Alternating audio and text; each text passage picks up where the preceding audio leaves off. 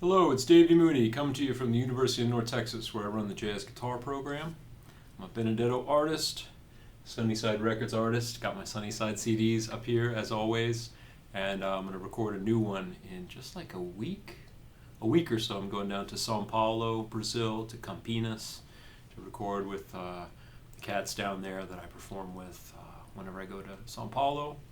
Got a Mel Bay book, Personalizing Jazz Vocabulary, Mel Bay improv book, and ta-da! The new one is out, y'all. It's been out for a few weeks, but I finally got my hard copies, and I'm going to talk about the book a little bit today, give you a little preview of the content.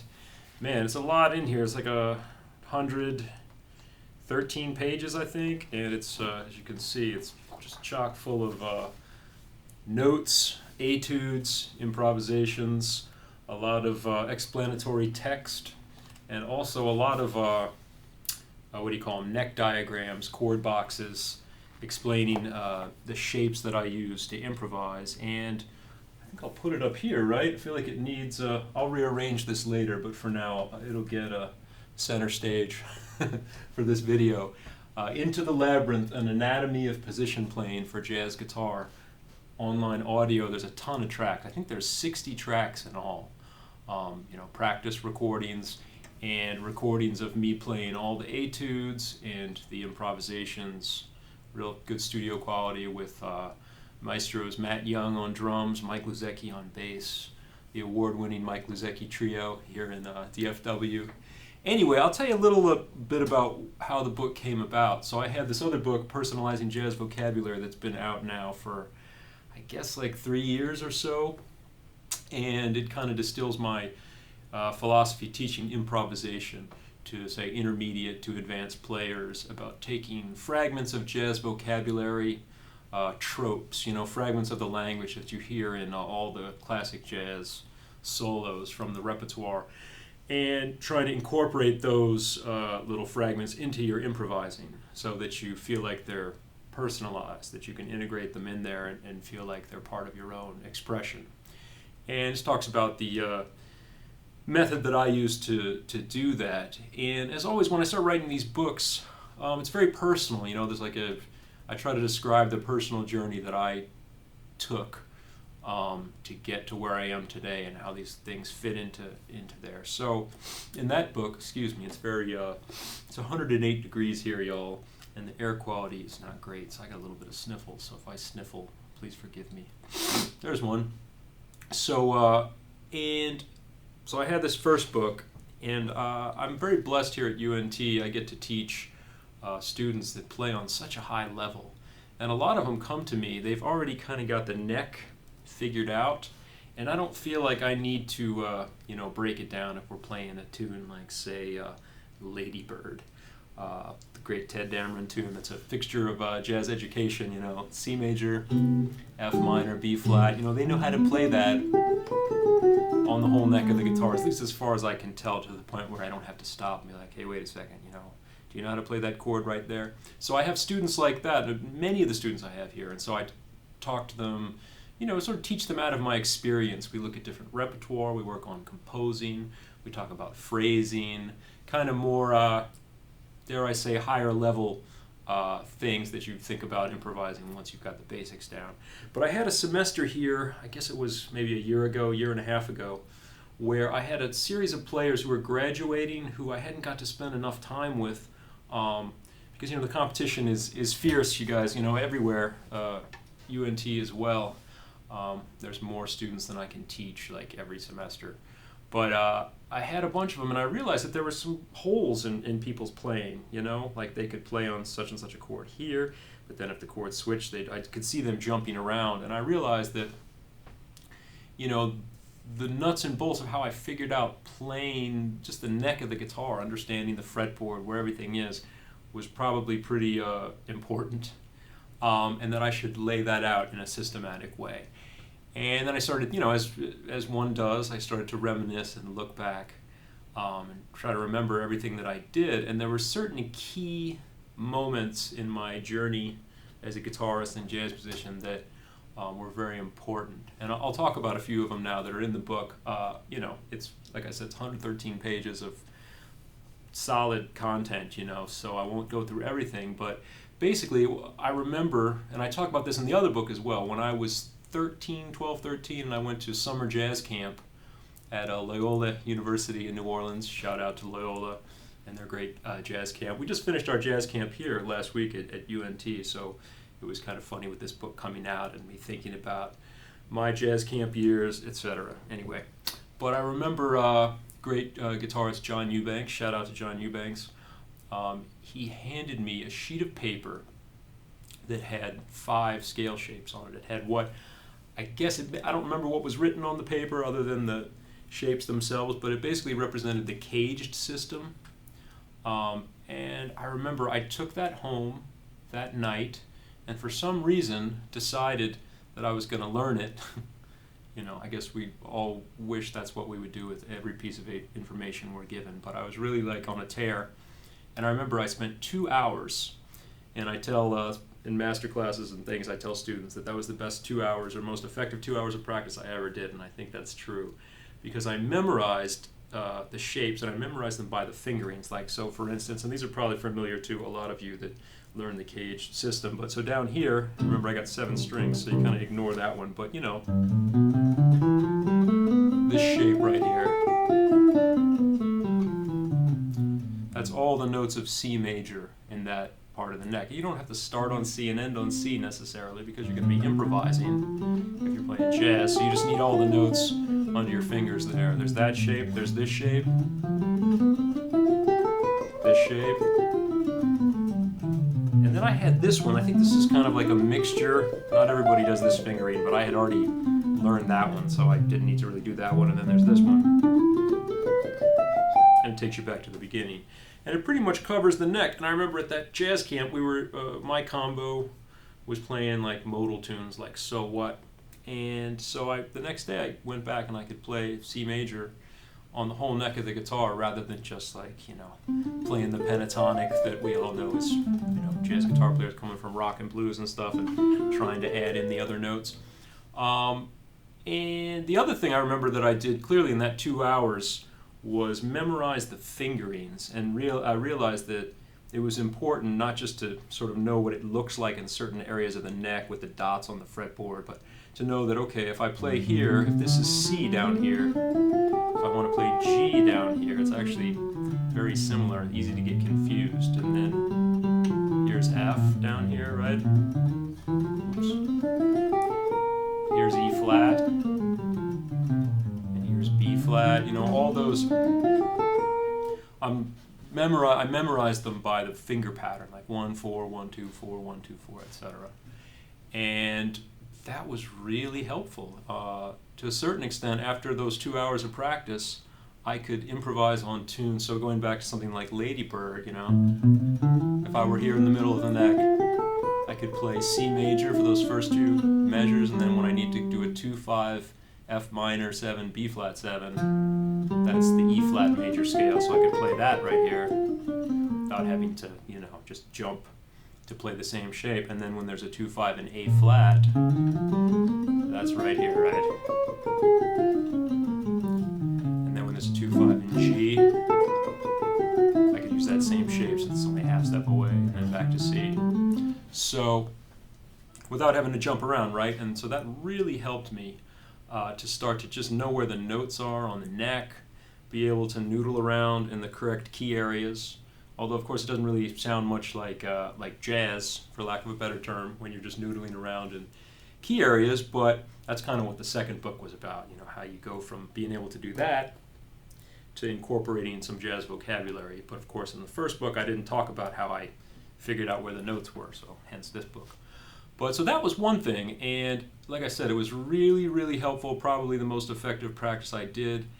I remember at that point, I started taking lessons with Mackie, and we would break down tunes into their key areas, and I was able to play in the right key areas. And I remember the other thing that he showed me that really helped me start to connect things this way, because when I improvise, I don't just go in one position and then jump to the next. I kind of try to go both ways, sort of diagonal, in every way across or through the labyrinth of the fretboard.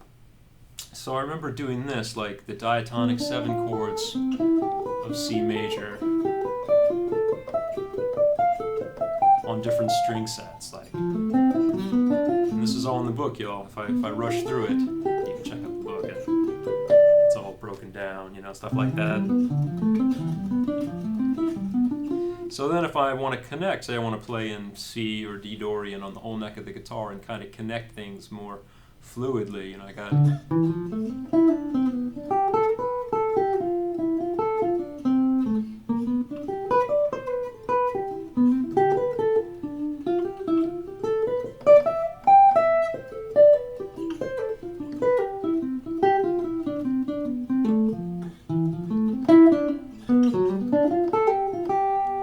right, and go from the scale, the caged shapes, and also go this way with the arpeggio shapes.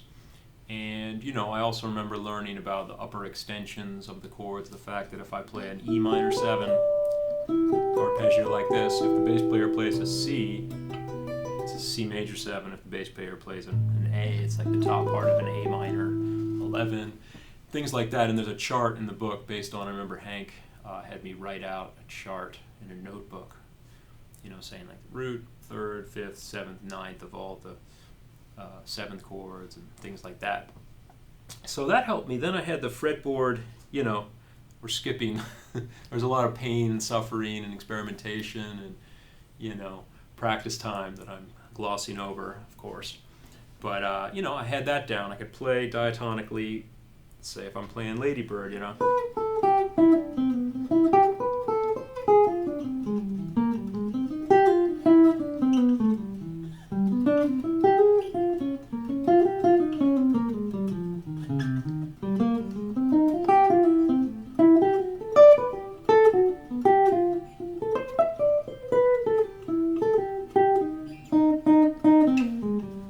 Using arpeggio shapes in different places and linking that together with the cage positions.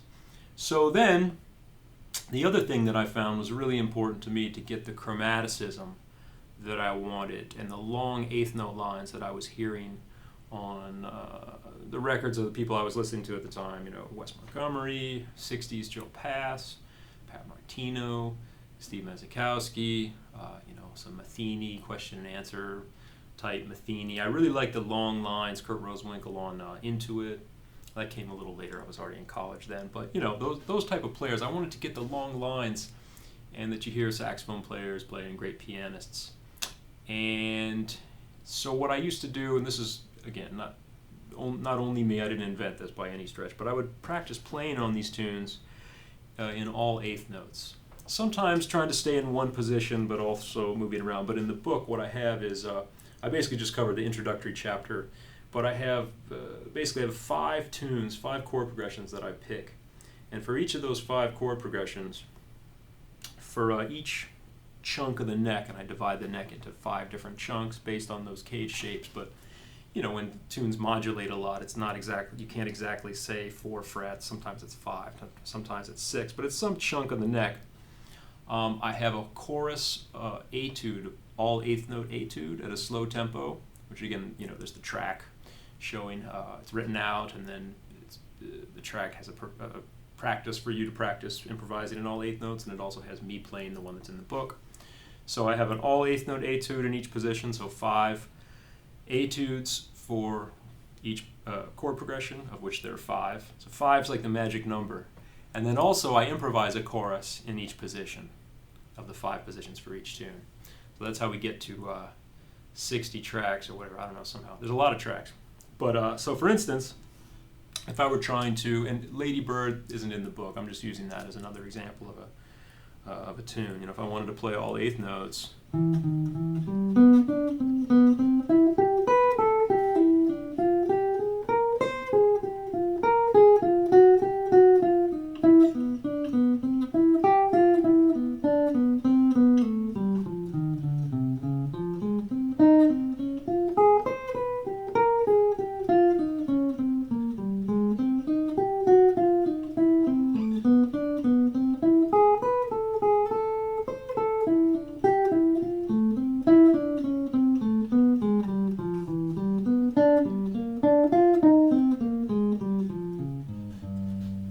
right? And I can kind of do that all day.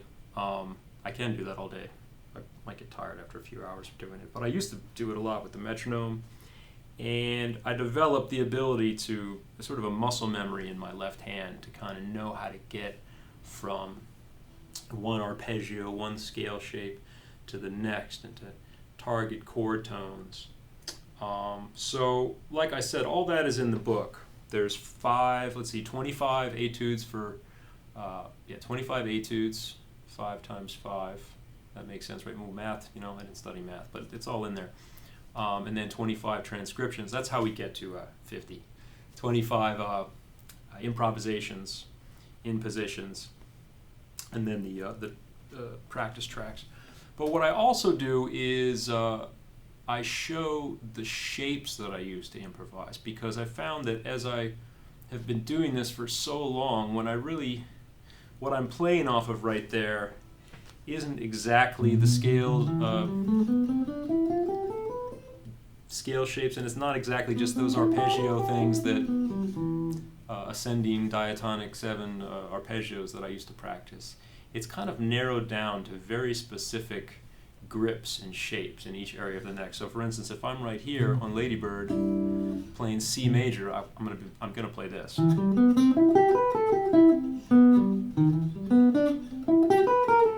And I'm going to ornament it chromatically.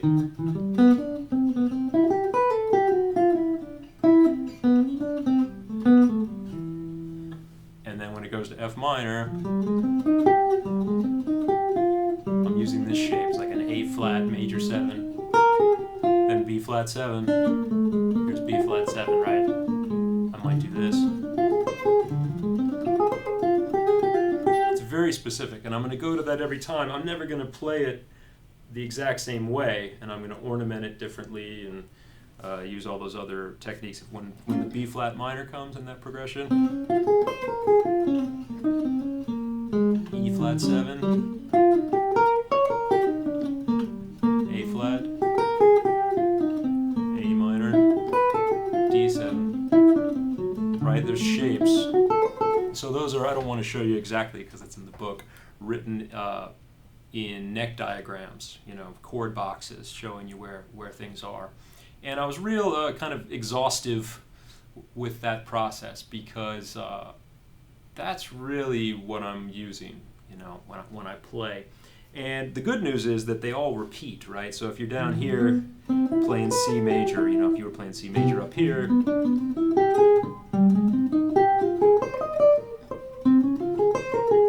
there's a limited number of shapes, right? They're going to recur because there's only major 7, minor 7, and dominant 7 chords. I'm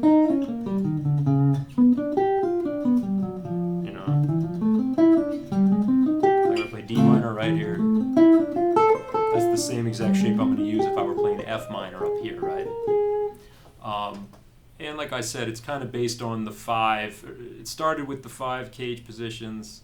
It was connected with those arpeggio shapes, and now it's like, because I used to practice playing in all 8th notes and positions, very specific arpeggio grips and arpeggio fragments.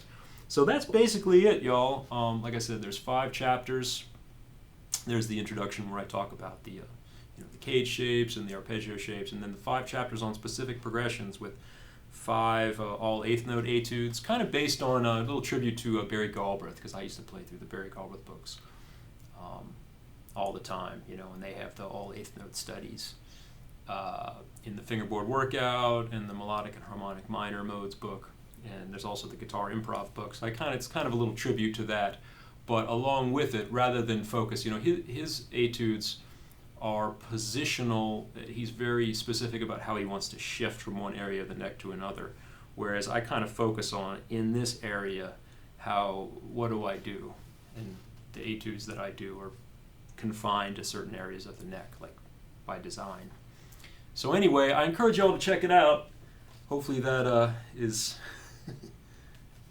gets you excited about the book. I'm excited about the book. Spent a lot of time on it, full of content. It'll keep you busy, y'all. And like I said, there's practice tracks. There's a lot of online audio. And Into the Labyrinth, an anatomy of position playing for jazz guitar from Mel Bay. You can Google it. I'll put links and stuff to it as well. So, all right. Thanks a lot. See you soon. Bye.